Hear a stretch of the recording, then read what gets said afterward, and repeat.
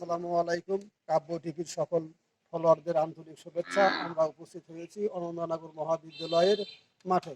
আমরা জানতে পেরেছি গত রাতে কিশোর গ্যাং এখানে মাদক সেবন করে এই কলেজের চারপাশটি জানলা দরজা ভেঙে ফেলেছে এবং এই কিশোর গ্যাংকে আটক করে এই কলেজের অধ্যক্ষ যে রয়েছে হানিফ হানিফ হোসেন, সেই হানিফ হোসেন তাদেরকে আটকে মোটা অঙ্কের একটা অ্যামাউন্ট লেনদেন করে রাতারাতি তাদেরকে ছেড়ে দেওয়া হয়েছে বলে এলাকায় এই অভিযোগ উঠেছে।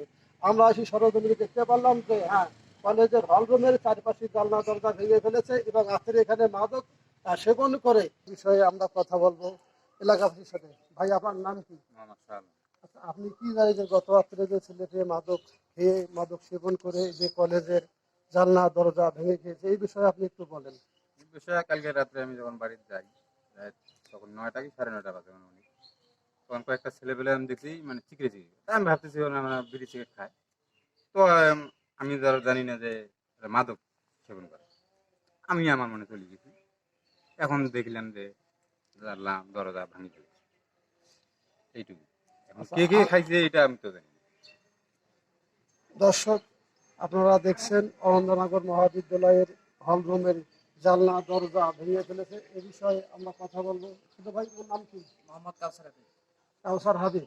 এই যে অনন্দনগর এই যে মহাবিদ্যালয়ের হলরুমে যে এই যে মাদক সেবন করে যে জানলা দরজাগুলো ভেঙে ফেলেছে, এই বিষয়ে তুমি কি জানো? কারা কারা এইসব করলো? আমি এখানে উপস্থিত তো ছিলাম না, আমি শুনেছি লোকমুখে যা। আহ, সকালে আমি এখানে আসছিলাম, আমরা তো এখানে রেগুলার খেলি। আসিয়া একটা লোকের মুখে শুনলাম যে কাল রাতে এখানে মাদকদেরকে ওরা ধরছিল, ধরে জরিমানা নাকি করছে। আর ওরা দরজা টরজা সব ভেঙে দিয়েছে। আচ্ছা, কত টাকা জরিমানা করেছে? প্রধান মানে অধ্যক্ষ, এই কলেজের অধ্যক্ষ মাদক শিবিরদের কাছে আটক করে কত টাকা জরিমানা করেছে? মোট 20,000 টাকা জরিমানা করেছে, জন প্রতি 3,000 করে করেছে তা শুনেছি। জন প্রতি 3,000 করে মাদক শিবিরদের। হ্যাঁ, মোট কয়জন ছিল? 7 থেকে 8 জন ছিল। মোট 7 থেকে 8 জন ছিল, এটুকুই তুমি জানো। হ্যাঁ, দর্শক, আপনারা দেখছেন এই অনন্দনগর মহাবিদ্যালয়ের হলরুমের যে জানলা দরজা বলেন মাদক শিবিরা যে আস্তে মাদক সেবন করে ভেঙে ফেলছে।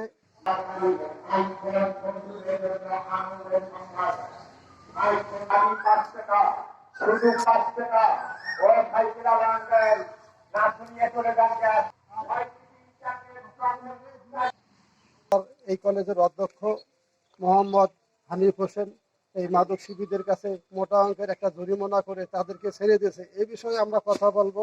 ছোট ভাই, তোমার কি নাম? আমার নাম মোহাম্মদ ফিরোজ খান। ফিরোজ খান।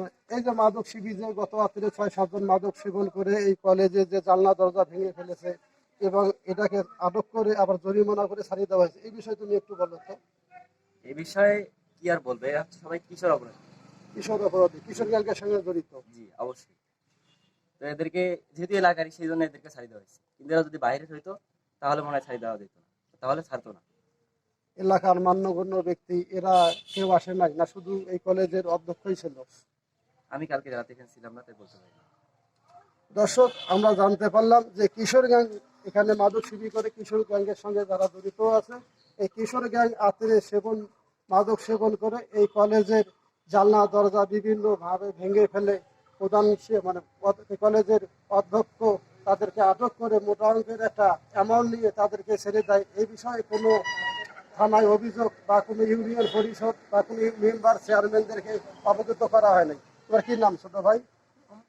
মোহাম্মদ তাসিম ইসলাম। তাজুল ইসলাম। এই যে গত রাত্রে যে এখানে মাদক সেবন 7-8 জন করেছিল, করার পরে এই কলেজের অধ্যক্ষ তাদেরকে আটকাছিল, আটকার পরে মোটা অঙ্কের একটা অ্যামাউন্ট নিয়ে তাদেরকে ছাড়িয়ে দেওয়া হয়েছে, এই বিষয়ে একটু বললো তো।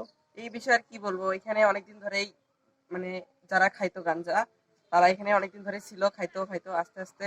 আমরা যখন এখানে খেলতাম, আমার একটা মাঠ না, আমরা এখানে খেলতাম। খেলার পরে খেলতে খেলতে প্রতিদিনই খাইতো প্রায়। হঠাৎ করে এই যে এগুলো করলো, করার পরে ধরা পড়লো। এটাই আমার কাছে। আচ্ছা, আমি আর একটা বিষয় জানলাম যে এই অরুণানগর মহাবিদ্যালয়ের মাঠে কোনো ছেলে পেলেকে খেলতে দেয় না, হ্যাঁ, এই প্রতিষ্ঠানের যে অধ্যক্ষ আছে, এই বিষয়ে তুমি একটু বলো। এই বিষয়ে কি বলবো, সেদিন আমাদের একটি ফাইনাল খেলা অনুষ্ঠিত হয়েছিল। সেখানে অধ্যক্ষ বললো যে আপনারা মানে তোমরা প্রতিদিন খেলাধুলা করবা, খেলাধুলা করলে স্বাস্থ্য ভালো হবে। এখন উনি বললো, আমরা এখন শুরু করলাম এখানে খেলাধুলা, আমরা একটা টুর্নামেন্টের আয়োজন করছিলাম, কারণ আমরা প্রতিদিন এসে খেলি, অধ্যক্ষ আমাদেরকে খেলতে দেয় না। এখন আমরা বললাম, পরে আমরা চলে যাই, রাগ হয় চলে যাই। পরে আবার বল, আমাদের তো এখানে খেলার মাঠে বড় ভাইরা খেলে, আমাদেরকে নেয় না, সেই জন্য আমরা এখানে খেলি, এই জন্য রাগ হয়। তাহলে দর্শক, আপনারা শুনছেন যে এই কলেজের অধ্যক্ষ মোহাম্মদ হানিফ মিয়া, তিনি বাচ্চাদের কাছে বাচ্চাদের খেলাধুলা পর্যন্ত এ মাঠে স্থগিত করে দিয়েছে। বাংলাদেশ সরকার শরীরচর্চা নিয়ে প্রতিটা শিক্ষা প্রতিষ্ঠানে ছেলে মেয়েদের খেলার একটা সুন্দর বিনোদন গড়ে তুলে প্রতিটা স্কুলেই শিশু পার্ক, বিনোদনমূলক